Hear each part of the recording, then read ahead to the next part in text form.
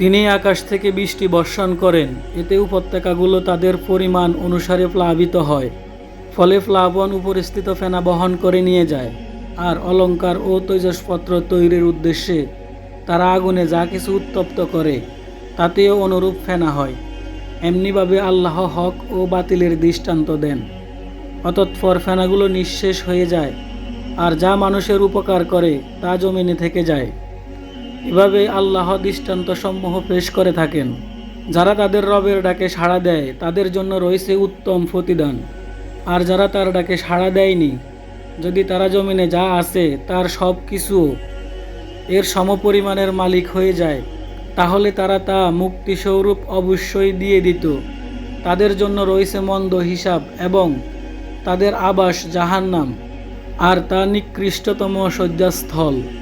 যেই ব্যক্তি জানে তোমরা রবের পক্ষ থেকে তোমার প্রতি যা নাজিল হয়েছে তা সত্য, সে কি তার মতো যে অন্ধ বুদ্ধিমানরাই শুধু উপদেশ গ্রহণ করে, যারা আল্লাহর অঙ্গীকার পূর্ণ করে এবং প্রতিজ্ঞা ভঙ্গ করে না।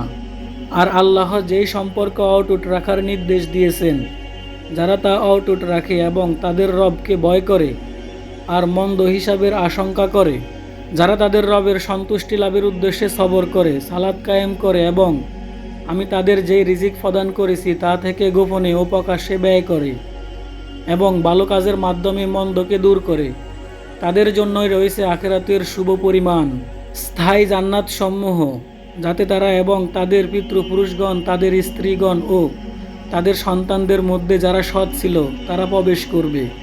আর ফেরেশতারা প্রতিটি দরজা দিয়ে তাদের নিকট প্রবেশ করবে আর বলবে, শান্তি তোমাদের উপর, কারণ তোমরা সবর করেছো। আর আখিরাতের এই পরিমাণ কতই না উত্তম। আর যারা আল্লাহর সাথে দৃঢ়ভাবে অঙ্গীকার করার পর তা ভঙ্গ করে এবং আল্লাহ যেই সম্পর্ক অটুট রাখার নির্দেশ দিয়েছেন তা ছিন্ন করে এবং জমিনে ফাসাদ সৃষ্টি করে, তাদের জন্যই নাআলত, আর তাদের জন্য রয়েছে আখিরাতের মন্দ আবাস। আল্লাহ যার জন্য ইচ্ছা করেন রিজিক বাড়িয়ে দেন এবং সংকুচিত করেন, আর তারা দুনিয়ার জীবন নিয়ে উৎপল্লতায় আছে, অথচ আখিরাতের তুলনায় দুনিয়ার জীবন খুবই নগণ্য। আর যারা কুফরি করেছে তারা বলে, তার নিকট তার রবের পক্ষ থেকে কোনো নির্দেশ কেন নাজিল হয় না? বলো, নিশ্চয় আল্লাহ যাকে ইচ্ছা পথভ্রষ্ট করেন এবং যেই তার অভিমুখী হয় তাকে তিনি তার দিকে পথ দেখান।